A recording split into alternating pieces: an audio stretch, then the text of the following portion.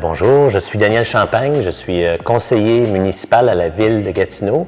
Je suis vice-maire ou maire suppléant de la ville de Gatineau, une ville qui regroupe 300 000 habitants, qui est située à l'agglomération de la capitale nationale du Canada, et donc Gatineau-Ottawa, qui regroupe essentiellement 1,3 million de personnes. Personnellement, c'est une expérience extraordinaire. Moi, sur une base personnelle, moi j'ai 3 filles et je suis inspiré par la rencontre que je fais avec les jeunes femmes ici en Tunisie.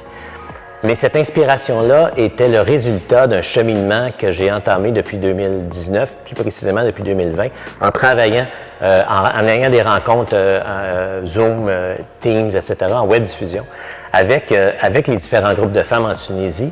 Ce qui est intéressant, c'est que à Gatineau, nous avons travaillé, par exemple, sur un guide de mesures d'urgence. Comment la femme prend sa place dans le cadre de gestion de mesures d'urgence à une ville comme la ville de Gatineau, au Québec, au Canada, et comment cette expérience-là peut se transporter sur la scène tunisienne. Alors, moi, j'ai pris ces éléments-là, j'ai pris ces propositions-là, ces politiques-là, et je me suis permis de les transmettre à nos collègues dans le cadre de différentes rencontres que nous avons faites par web diffusion. Et la bonne nouvelle dans cette situation de pandémie-là, c'est que nous avons découvert des excellents outils qui nous permettent d'établir un lien de travail très rapidement et de le maintenir, ce lien de travail-là. Mais rien n'est comparable à la concrétisation des projets qu'on fait cette semaine dans le cadre du voyage en Tunisie. On a travaillé très fort, collectivement ensemble, et je constate ici non seulement des résultats concrets, mais je constate aussi des gens qui sont motivés à faire une plus grande place aux femmes sur la scène de la politique municipale, locale, et aux jeunes aussi. Et ça, c'est une excellente nouvelle.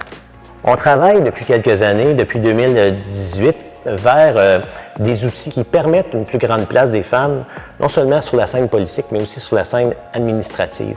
Alors, ce geste-là qu'on a posé a retenu l'attention de la FCM, des dirigeants de la FCM, et ont proposé la collaboration de la Ville de Gatineau sur le programme PLMI, puisque nous avions déjà entamé du travail, et donc c'est avec plaisir qu'on a accepté d'y contribuer. Vous savez que le Québec, le Canada, n'a pas de règles spécifiques quant au nombre de femmes qui doivent siéger à un conseil municipal. Par contre, Gatineau, nous sommes une ville paritaire. C'est une excellente nouvelle. En Tunisie, c'est extraordinaire. On a mis des lois en place, des règles en place qui obligent les conseils municipaux à être représentatifs à 50 %.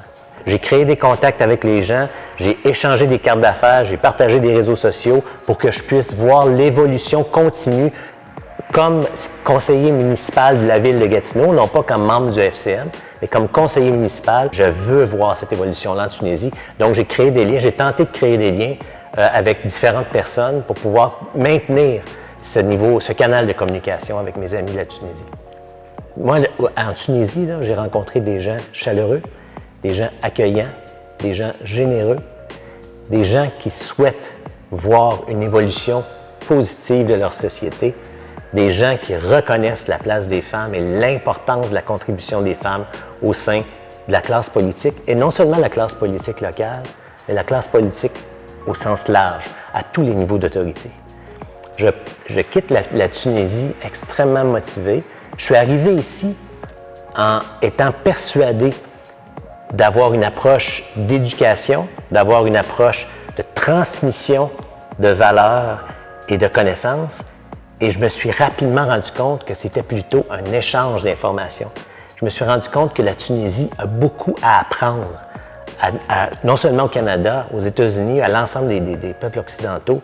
On a beaucoup à apprendre quant à leur volonté réelle de bâtir un monde meilleur qui fait plus de femmes, plus de place aux femmes, plus de place au concept d'égalité sur la scène politique.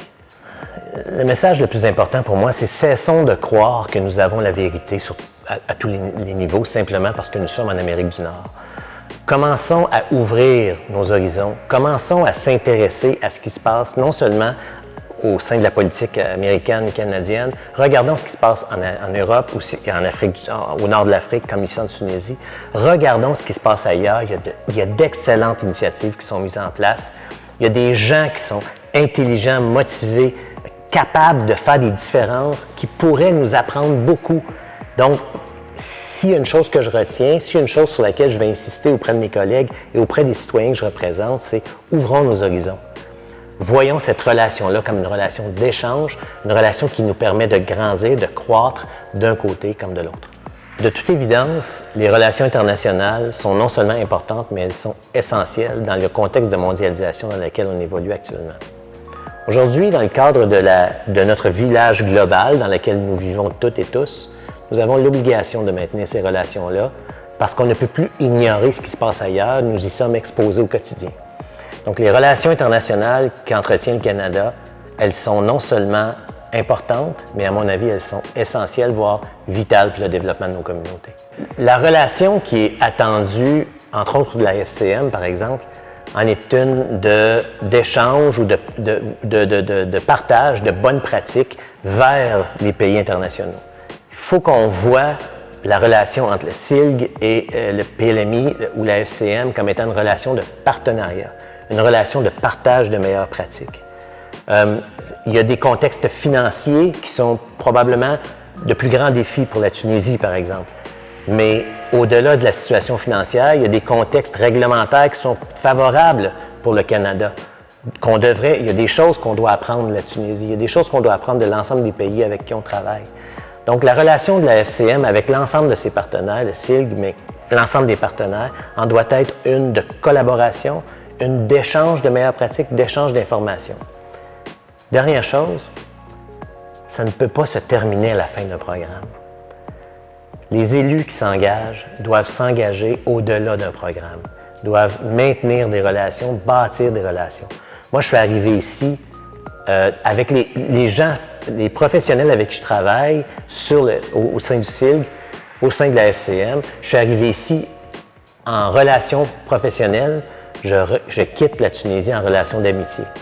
Cette amitié-là que je pense avoir bâtie avec les partenaires, elle doit survivre au programme et elle doit nous permettre de maintenir des relations pour qu'on puisse bâtir cette gouvernance-là, par exemple en Tunisie, qui continue de faire de la place aux femmes parce que les défis à venir sont immenses, mais aussi qui continue à manifester sur la place publique l'importance de la place des femmes, que ce soit à Gatineau ou en Tunisie.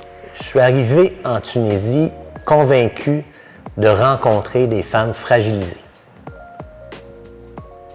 Des femmes qui baisseraient les bras face à une situation politique précaire. Je quitte la Tunisie avec la tête remplie et le cœur rempli d'espoir quant à la capacité des femmes de faire évoluer ce beau pays qu'est la Tunisie. Mon message du départ, c'est « Mesdames, prenez votre place ». Je quitte la Tunisie sachant que ces femmes-là vont prendre leur place et vont insister sur l'importance de bâtir une communauté qui est inclusive, une communauté qui reconnaît non seulement les compétences, mais qui reconnaît l'importance d'être d'un régime égalitaire, mais d'un régime qui fait la place aux femmes, non seulement quant aux obligations réglementaires, mais une place réelle aux femmes, qui leur donne des vrais droits, qui leur donne de vraies responsabilités, pas des postes secondaires, et ça à tous les niveaux. Les femmes en Tunisie, elles sont fortes, elles sont déterminées et elles vont atteindre leur objectif.